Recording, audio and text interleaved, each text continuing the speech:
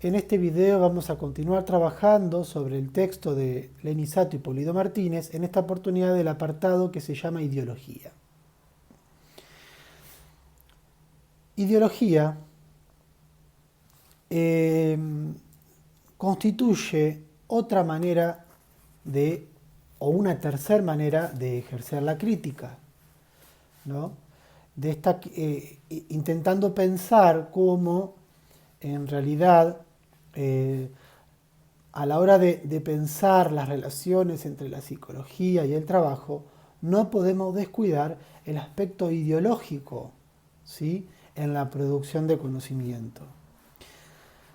Lenny Sato y Pulido Martínez van a plantear una crítica, un ejercicio de la crítica a partir del aspecto ideológico a la hora de pensar la relación psicología y trabajo, que constituye otra manera de ejercer la crítica. Esta manera de ejercer la crítica es de orientación marxista. ¿Qué significa que sea de orientación marxista? Que sigue los lineamientos teóricos del filósofo y economista Karl Marx, que allá por el siglo, durante todo el siglo XIX, Karl Marx lo que logró en alguna medida con sus análisis teóricos fue poder pensar por dónde pasaba, poder visibilizar por dónde pasaba la desigualdad en el capitalismo. Entonces, a partir de estas teorías de Marx, se va a crear el marxismo, la corriente de pensamiento, y Lenny y Sato lo van a tomar para poder llevar adelante este ejercicio crítico desde el punto de vista de la ideología. Lo que plantea esta orientación marxista de la crítica es que el conocimiento es un instrumento, ¿no?, que sirve para intervenir en el mundo del trabajo. O sea que los conocimientos que produce la psicología son un instrumento que intervienen en el mundo laboral. Esta crítica marxista lo que va a hacer es analizar la naturaleza del conocimiento de esta psicología hegemónica del trabajo para poder visibilizar, para poder dar cuenta de las implicaciones políticas que tuvieron las aplicaciones de los conocimientos psicológicos hegemónicos en la psicología, en el mundo del trabajo. Disculpe. Esta crítica marxista va a plantear que la psicología del trabajo, tal como la venimos pensando, la psicología hegemónica, industrial, de finales del siglo XIX, en realidad es una pseudociencia. Es decir, pseudo es algo que no llega a ser lo que es. Es decir, algo no llega a ser una ciencia desde el punto de vista de la crítica marxista a la psicología hegemónica. Y otro punto importante es que esta crítica marxista no busca formular otro tipo de psicología. Lo que hace es criticar a la psicología hegemónica. No propone, no formula otra psicología.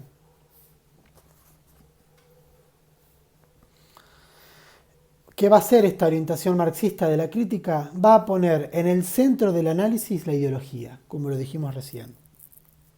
O sea que el carácter ideológico de la producción de conocimiento en psicología va a ser el foco de análisis, ¿sí?, el foco de análisis desde este punto de vista, desde este ejercicio crítico, ideológico. Entonces la ideología como foco de análisis lo que va a plantear es que el conocimiento producido por la psicología es un conocimiento burgués, que proviene de la burguesía, de esa clase social, ¿no? Y que ese conocimiento, el conocimiento psicológico, en realidad lo que hizo fue incandilar, o sea, no dejaron que los trabajadores puedan ver la explotación que el mismo sistema capitalista producía. La psicología, entonces hegemónica, intentó incandilar a los trabajadores para que no puedan descubrir por dónde pasaba la desigualdad en el capitalismo. Entonces, lo que planteaba la psicología industrial, la psicología hegemónica, era que tanto el trabajo como el trabajador y las organizaciones laborales en realidad existían de manera natural, sin historia, y, y tanto el trabajador o la trabajadora como el trabajo y las organizaciones en realidad era solo era una cuestión de tecnicismos, ¿sí? O sea que podemos decir que la relación entre trabajo, trabajador y organizaciones era una cuestión natural, no requería de conocer la historia, y por otro lado esas relaciones solamente se reducían a meras cuestiones técnicas. A eso se le llama tecnicismo. Cuando todo se reduce a una cuestión técnica, le denominamos tecnicismo. Y en realidad, lo que hace esta manera de pensar hegemónica es desconocer la lucha de clases, ¿no? Que está y que interviene y que opera esta lucha de clases a la hora de pensar el trabajo, el trabajador o la trabajadora y las organizaciones. Esta crítica marxista va a plantear que la psicología hegemónica en realidad lo que hace es privilegiar las preguntas que provienen de la administración. O sea, a la hora de investigar nosotros nos formulamos interrogantes, nos formulamos preguntas, ¿sí? Pero no van a ser las mismas preguntas si se las formula el que administra la empresa que el trabajador. Por lo tanto, estas preguntas, la psicología hegemónica solo privilegia las preguntas que provienen de la administración, que tienen una inclinación pro-gerencial, ¿sí? Esta crítica marxista va a plantear que la psicología hegemónica lo que hace es negar el conflicto entre los trabajadores y el capital. La psicología hegemónica, siguiendo con esta crítica a la psicología hegemónica desde el punto de vista marxista,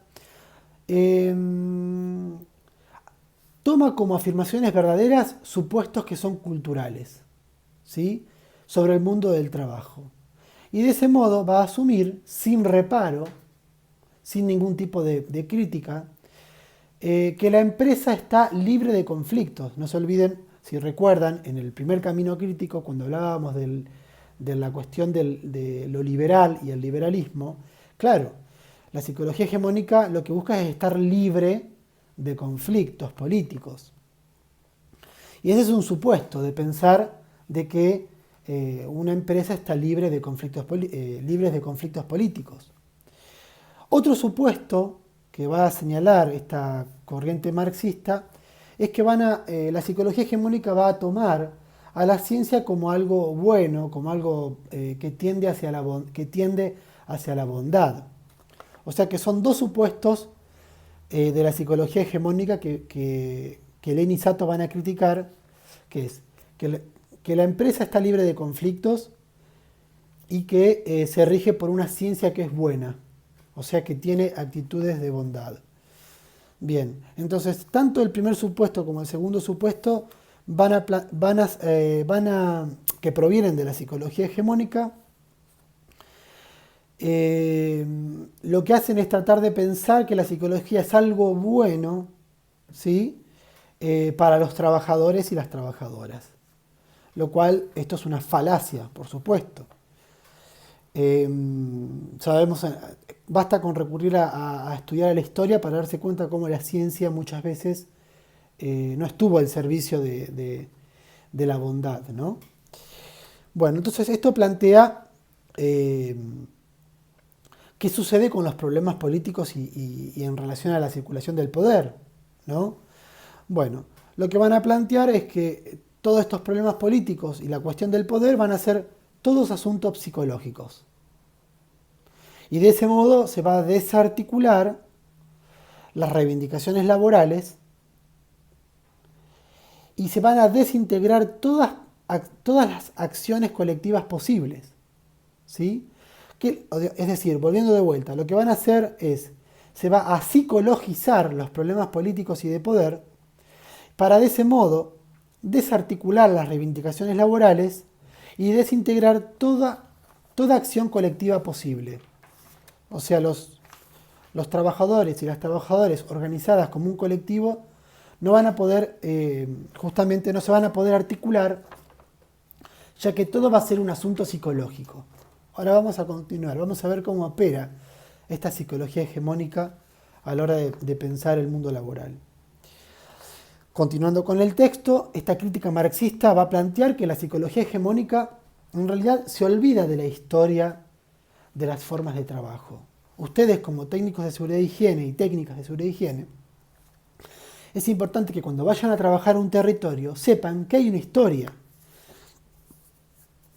sobre esa forma de trabajo que tienen.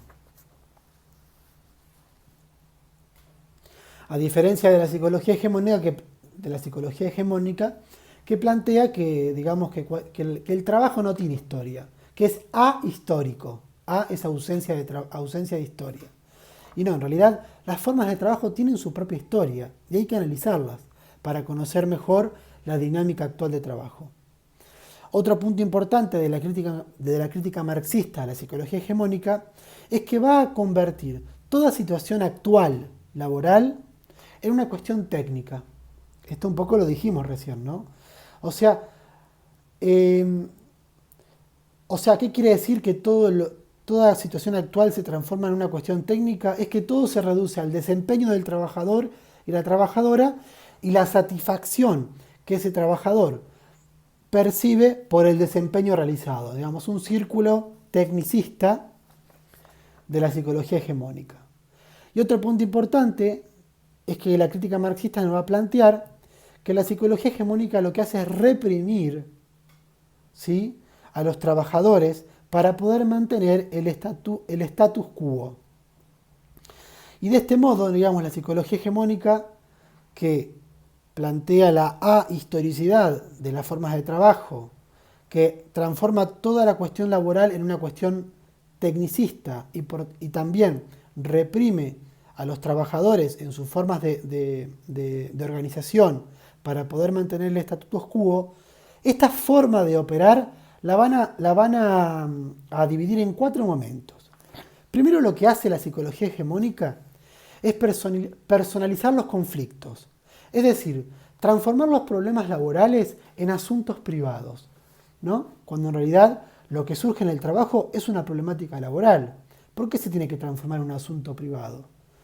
Segundo momento, una vez que se transforma en un asunto privado, ¿qué es lo que se hace? Se trata de encontrar un enfoque colaborativo.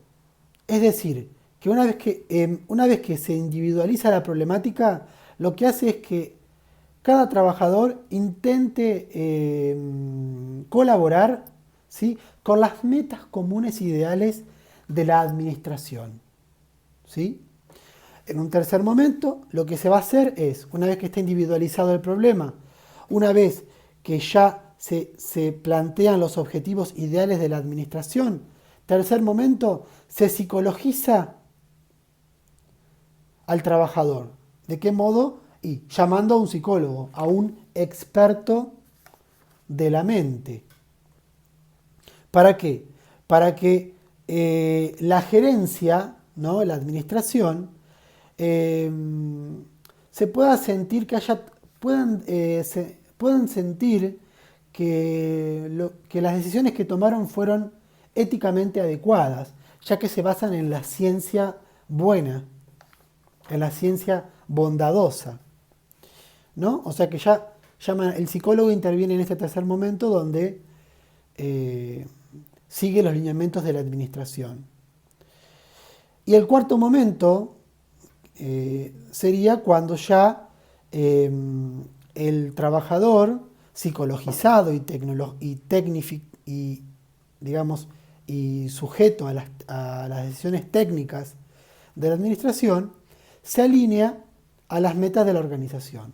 O sea que son 4 momentos en el que opera la psicología hegemónica para mantener la desigualdad que se produce entre administradores entre la administración y los trabajadores y las trabajadoras. Entonces la psicología hegemónica lo que hace es prevenir y reprimir los intentos de transformación de los programas organizacionales elaborados por la administración y la gerencia. Y lo que trata de hacer es, trata de establecer si la persona le tiene miedo al cambio o no. Y en realidad este miedo al cambio, va a decir Lenizato, no significa que, o sea, es un malentendido, es un deslizamiento de sentido pensar de que esa persona, que ese trabajador le tiene miedo al cambio. En realidad lo que está haciendo el trabajador es acatando o no las directrices y las prescripciones de la administración. Una cosa es tenerle miedo al cambio y otra cosa es no acatar lo que plantea la administración. Entonces, eso es una traducción que hace Lenizato para poder pensar por dónde pasa la desigualdad, por dónde pasa la psicologización de la psicología hegemónica. Entonces, en definitiva, se trata de acatar o no las prescripciones de la administración. Esto es muy importante. En la psicología del trabajo, lo que se trata de pensar siempre en cualquier ámbito laboral es, por un lado, lo prescriptivo, o sea, lo que se debe hacer. Y por otro lado es lo real, lo que sucede.